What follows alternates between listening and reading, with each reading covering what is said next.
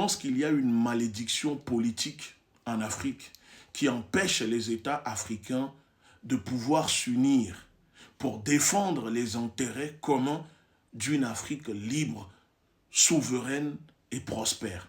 Regardez les déclarations de la diplomatie algérienne à l'ONU. Frappe à Tinzouaten, le représentant de l'Algérie à l'ONU hausse le ton.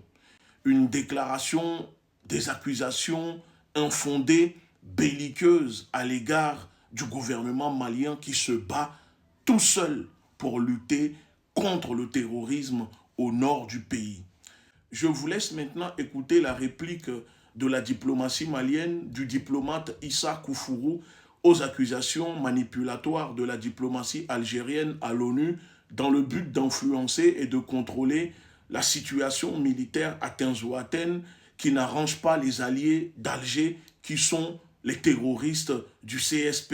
Monsieur le Président, je voudrais saisir cette occasion pour répondre à l'ambassadeur d'Algérie qui, lors de la table ronde sur les 75 ans de la Convention de Genève sur le droit de la guerre, tenue le 26 août 2024 en Suisse, a cru bon de déclarer avoir, je cite, appris qu'un drone a effectué une frappe dans le nord du Mali, tuant une vingtaine de civils.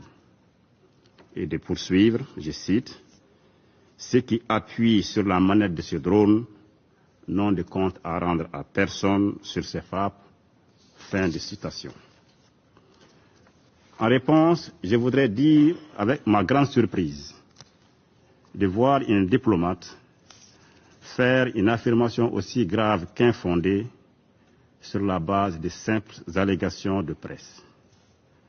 En colportant à la légère ces informations de presse non vérifiées, il se fait le relais de la propagande terroriste dans notre région.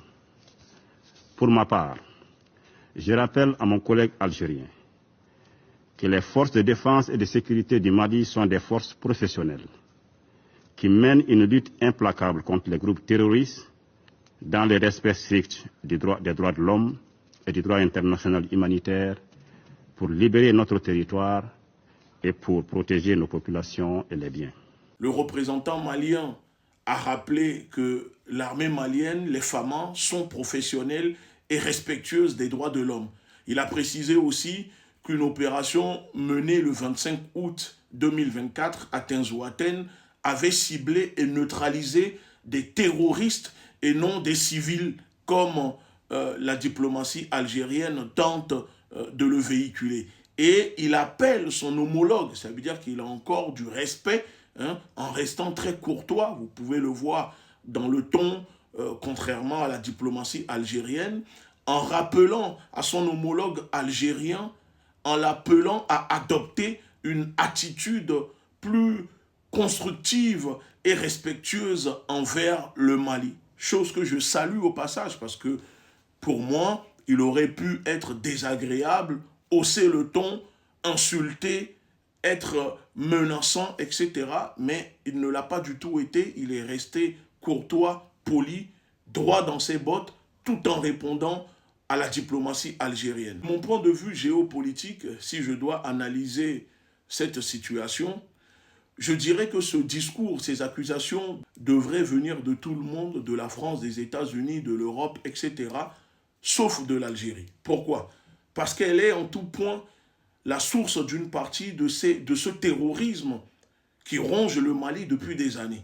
Donc, au lieu de devenir un voisin désagréable et hypocrite, qui fait semblant d'oublier que les malheurs subis par le Mali proviennent d'un groupe armé non étatique algérien créé par l'Algérie, composé d'Algériens salafistes libérés des prisons algériennes, financés par l'Algérie et renvoyés au nord du Mali par l'Algérie.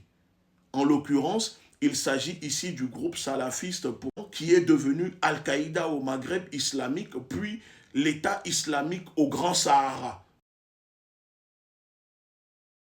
Oui, pour ceux qui ne le savent pas, maintenant vous le savez. J'entends l'ambassadeur algérien gesticuler en défenseur des droits de l'homme et du droit international. Cela me fait escalafé, hein, éclaté de rire. C'est le camembert qui accuse le roquefort qu'il pue. Parce que depuis quand l'Algérie se soucie du respect des droits de l'homme et du droit international dans ses frontières, à plus forte raison au Mali qu'elle considère depuis des années comme son territoire au sud. Ces jésuitismes, ces affabulations politiques de l'État algérien à l'égard du Mali me fascinent toujours. Oui, je sais, vous allez dire, mais pourquoi? Cela me fascine toujours.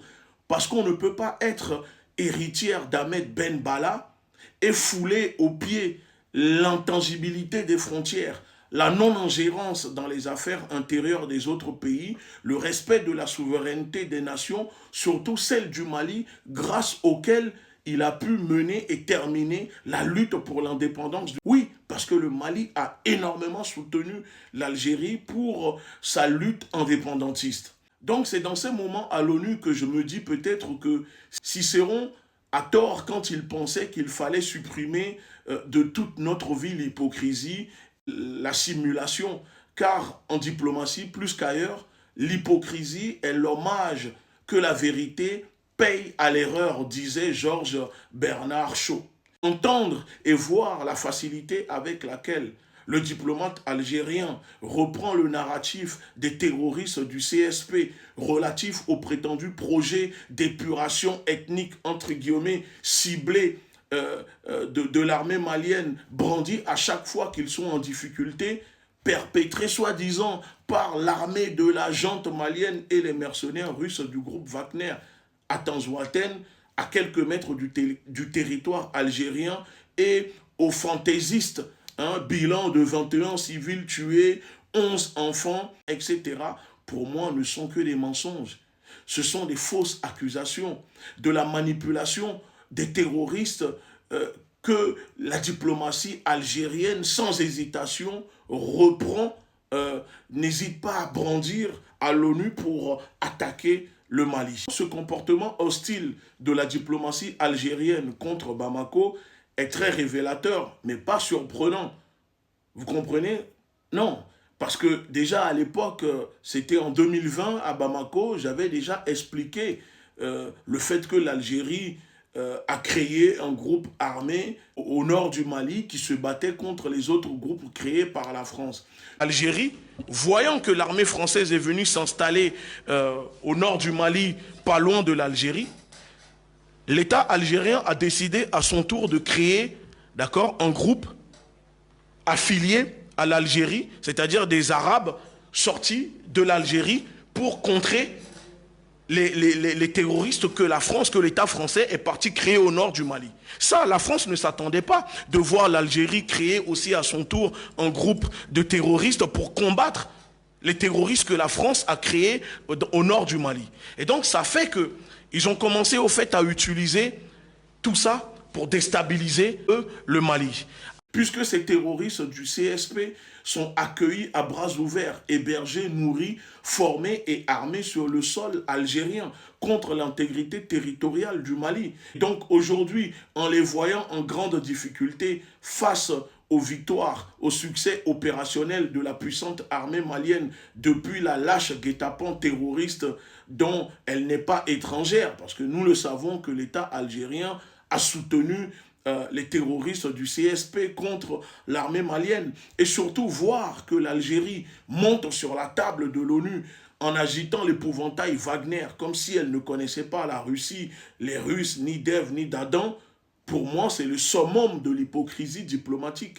L'État algérien peut encore se ressaisir et arrêter de vouloir alimenter l'hostilité avec ses discours, ses déclarations à l'égard du peuple malien. Parce que le peuple algérien et le peuple malien sont des peuples frères. Oui, parce qu'en Algérie, il y a beaucoup de personnes, d'hommes et femmes qui luttent aussi pour l'unité africaine, qui sont des panafricanistes, qui veulent que nous puissions nous unir contre l'impérialisme occidental, ce néocolonialisme, contre nos dirigeants qui nous pillent. Donc ici, ce n'est pas un problème entre peuples, c'est un problème entre les gouvernements. Voilà, c'est l'État algérien qui, des fois, a du mal à se positionner, mène une politique schizophrénique à l'égard de son voisin, le Mali.